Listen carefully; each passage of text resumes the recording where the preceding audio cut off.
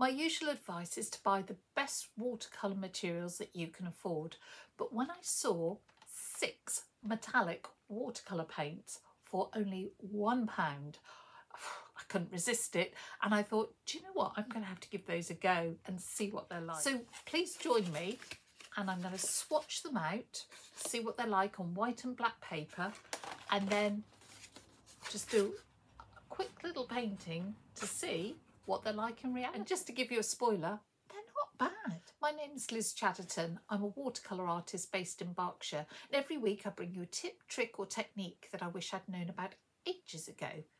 And if you've been thinking of trying metallic watercolours, or you've got an eye for a bargain, this might be the film for you. So here are my incredibly expensive metallic watercolour sets, and just to prove that's what they cost, there's my receipt, £1 from the range. I bought 2 sets, one's a sort of gold and then one's multicoloured. So I'm going to swatch out the multicoloured first. If this is a success, I'll do the gold as well. I'm really excited just to see whether they're truly awful or whether actually, you know, they're fine. So opening them up, the colours are really pretty, and you can see that they look quite shiny in the pans. I mean, the packaging is nothing to get excited about, but it was £1. How have they done this for £1? If you think the retailer must buy them for 50p and then sell them for £1, how can that be made in China, travel on a ship thousands of miles to get here for 50p? That actually freaks me out and scares me. Our world is a little bit broken, I think. There is no information about pigments, light fastness, nothing. I don't know if these are vegan, vegetarian, or whether they contain the crushed bones of unicorns. I don't know. From experience, I know that metallic watercolours do not release their colour very easily. So I would always suggest pre-wetting them, and I'm dropping water on. You could use a little spray, whatever you've got to hand, and just let that soak into the paint, and I think that will help us an awful lot. And what I've done is I've got a little piece of white paper and black paper here so that we can swatch these colours out and see what they look like. I'll then try lifting them. I'm going to do a solid colour here, might do a couple of layers if I need that, and then I'm going to fade it and see what it's like, use more dilute, and we'll just get to see whether these colours are absolutely vile and not worth doing anything with, or whether maybe they've got a bit of potential. Because it's always interesting, oops, get that the right way up. The black paper is this Etival paper from Clairefontaine, and the white paper is some Canson Montval. So the water's sunk in and we've got some pretty colours. So this is the gold, feels quite creamy. Interesting on the black, obviously some of the black's really showing through, so it's looking more muted. I wonder if a second coat might be good there. Now let's just add more water and swatch it out there from sort of full fat over to sort of more dilute. Let's put a full fat stroke there and add clean water and pull it out. We won't make a judgment until it's dry, I think. All right, let's go on to the pink. Again, I'm noticing the pink isn't terribly opaque.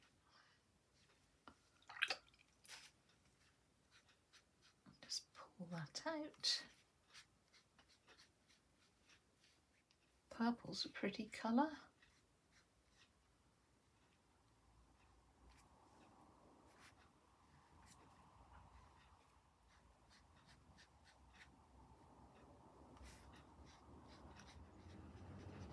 Oh, that blue's a bit disappointing. They are creamy to use, but almost sort of, I don't know, they've got a funny texture, sort of a bit gloppy. almost like they're a bit gluey. Green's a pretty colour, particularly on the black actually.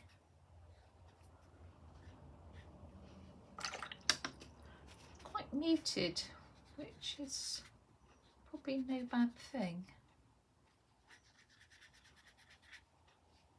This is a funny colour at the end. This is a sort of pewter colour rather than silver. And obviously that's hardly going to show on the black paper.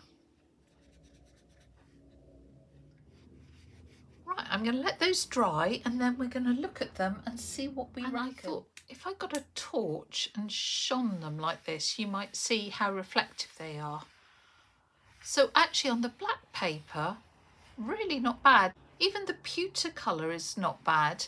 The pink is a bit, so what? Again, let's come over here. Don't seem to be quite as reflective, but still not bad colours.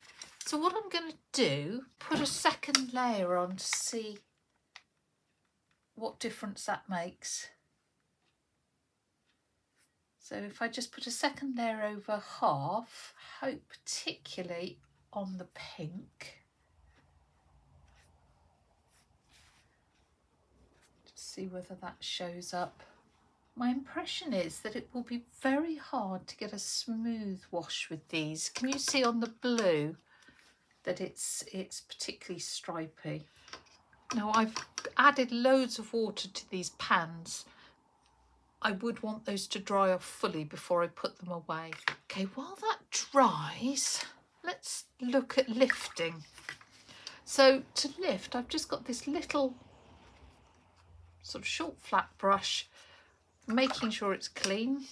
And then this is the dry half, because obviously I've put the second layer there. Just seeing how much we can lift. That's lifting pretty well. I wasn't sure the purple would, because in watercolour something like dioxazine purple is notoriously staining. But yeah, these are all lifting well. Let's have a look on the black.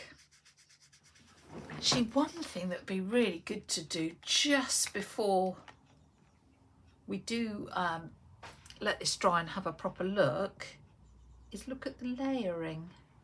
If I put a layer over, you can see that that is not very transparent at all, you know, which is obviously what we expected.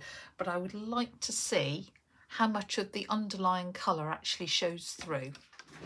Everything's dry, so we can assess what we've got going on here. And again, let me just shine that light, hopefully to get a bit of the sparkle. In fact, let me move that as well, because then we can really sort of move it around and see. So really surprised, pleasantly surprised at the colours. The pink lacks a bit of oomph on the black, but a second coat certainly helps there. And I was surprised that that pewter colour actually shows up pretty well. The green is muted, but it's a bit, don't know, we'll see. As expected, it is very opaque, so you can see a little of the underlying colour through the wash, but it is very opaque, which of course it will be with any metallic. It does seem to smooth out into washes, and you still get a tiny bit of, not sparkle, but shimmer, I think, in when it's washed out. So now we need to put everything into practice in a painting and see actually what happens. We have got a really limited range of colours, and I was trying to think of something simple that would put them through their paces, give us a chance for a bit of layering, as well as use the colours we've got, and you know, just let me see how good or not they are. And I thought actually something like a palm tree against a sunset would work perfectly. So I can use the purple, blue, pink and yellow in the sky and a bit of the sea, and then use bit of layering to put the palm tree on top, and that should see.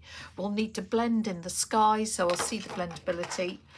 So if I don't know where I got this picture from, I haven't got the link, but if you go on to somewhere like Pixabay, put in palm tree sunset, you'll find several hundred. So choose the one you fancy. Not going to draw anything out because it's a very simple subject, and I am concerned about it getting a very stripy sky. Oh, that's meant to be a clean brush. It's got some blue on it. So I'm going to wet the background. Then I'm going to start with some purple at the top, and then we'll go into the blue. Don't want it too linear, so let's put some of that in. Go into pink next, and the reason I'm putting that pink there is that I don't want the gold, which I'll do next, to mix with the blue and for me to end up with a sort of a greeny sky. I'll need to go back and put more purple in. What I'm noticing is that it doesn't really blend terribly well on the paper. To be fair, it's probably the same for pretty much all metallics. You know, they're not going to be lively on the surface because they've got the large particle sizes in. So let's see if by lifting this up a little I can get it to move. Let's test out the lifting out capabilities. So I'm going to put a small coin inside a clean bit of kitchen towel and then sort of just encase it like that. And I was going to see if I can stamp out a sun. Yeah, we've got a lot of that sort of mica powder just lifted, staying there. I've sort of lifted the colour but not the powder. It's probably enough.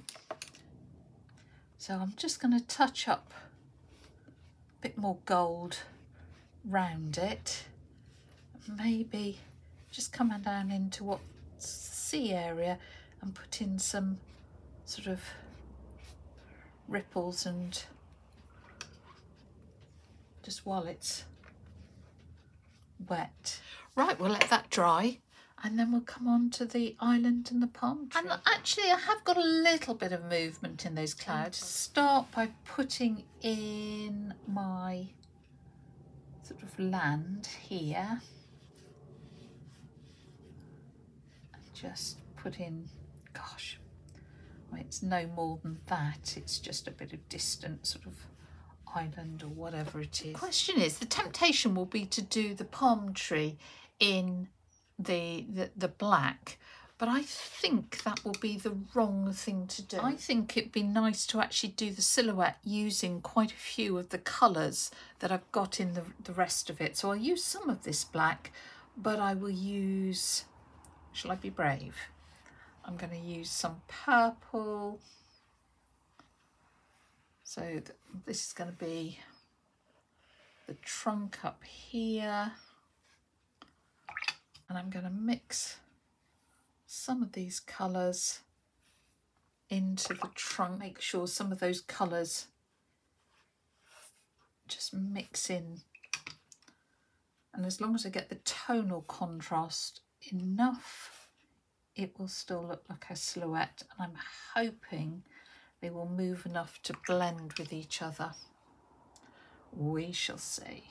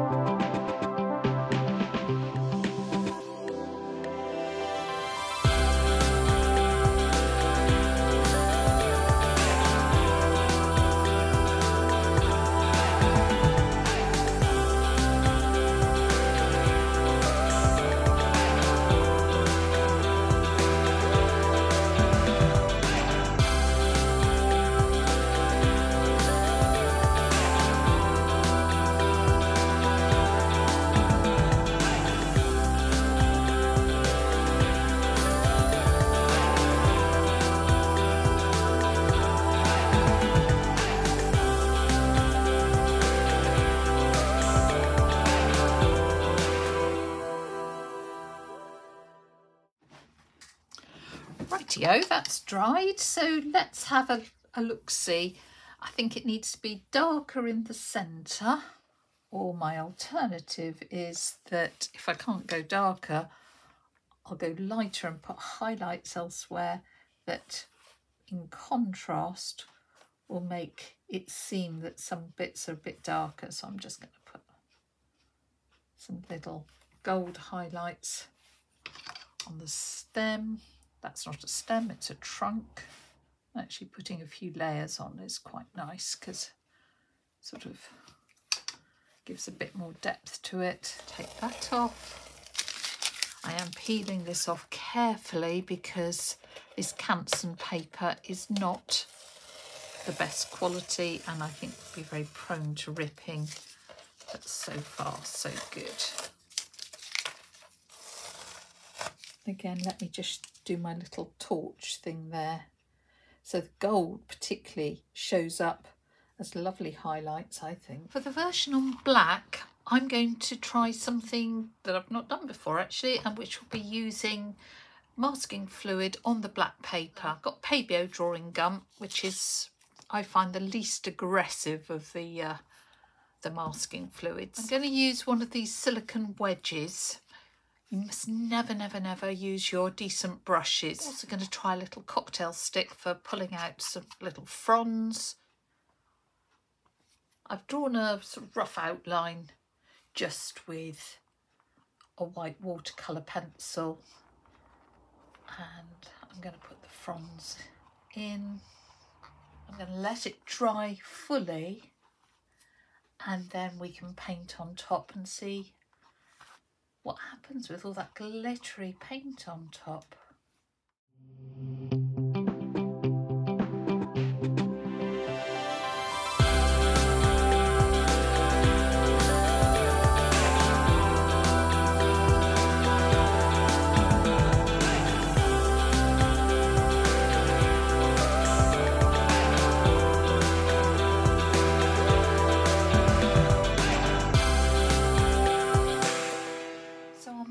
Fluid has dried and you can see it looks pretty transparent on this black, just a little bit of the blue showing through. I'm going to start with purple, going to blue, then going to the pink, coming down to the gold, and then back again.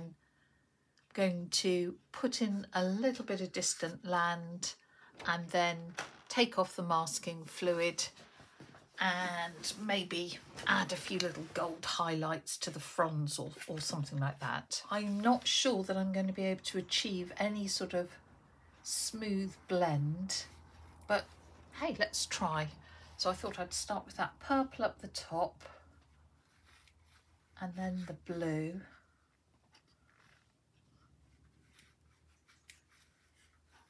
Just go back over to sort of blend those. The reason I'm putting the pink next is I don't want the gold to come up against the blue because we might end up with a greeny tinge to the sky. That's quite pretty, isn't it? I mean, I'm not saying this is ever going to be a brilliant painting, but just as a little experiment, get a little bit of extra gold going on here for the sunset.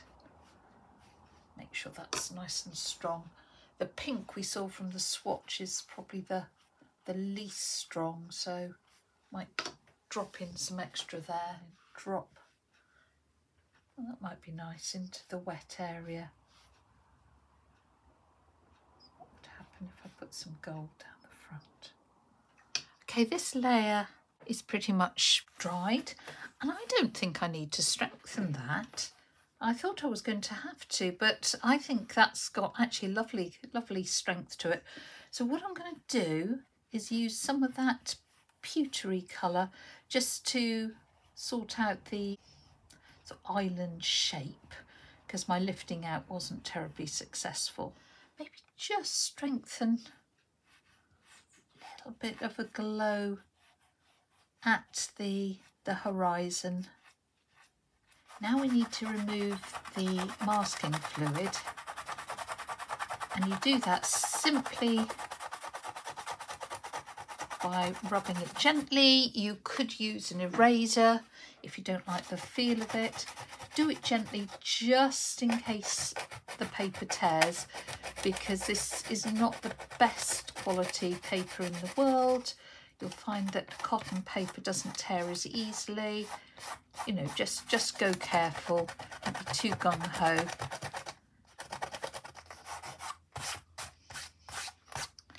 Right, I have snagged my paper in a couple of places, but I'm not going to worry about that. And do you know here where I didn't put the masking fluid on solidly and it's just broken through and you've got tiny little bits of the gold in there? It's really pretty. I love that. So let me grab a thin brush and maybe just emphasize a few lines. So if you do get a happy accident, maybe I could use a little there just to disguise some of that little rip. Then yeah, if you get a happy accident, play to it. Well, there you go. One very shiny sunset. So all that remains to do is to take the tape off. If I can find an end. Oh, there we go. Let's do this carefully because you can see that it's pulled a little of the paper off. And there's my £1 shiny picture. Well, there you go. 2 palm trees painted with a very limited palette of paints that cost £1. I'm just moving them so you can see the shine. I do much prefer the one on the black paper, but that's no surprise because most of the time, you know, metallics do look better on black paper.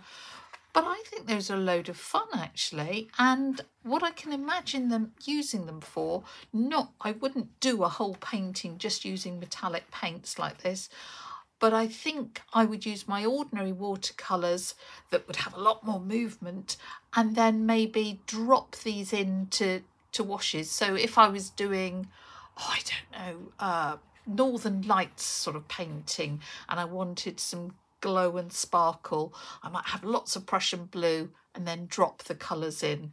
I'm going to slightly eat my words because I always say go for the best quality paints that you can possibly afford. But if you see a little set like that, perhaps you should get them and then just mix them in with your better quality paints and have a whole pile of fun.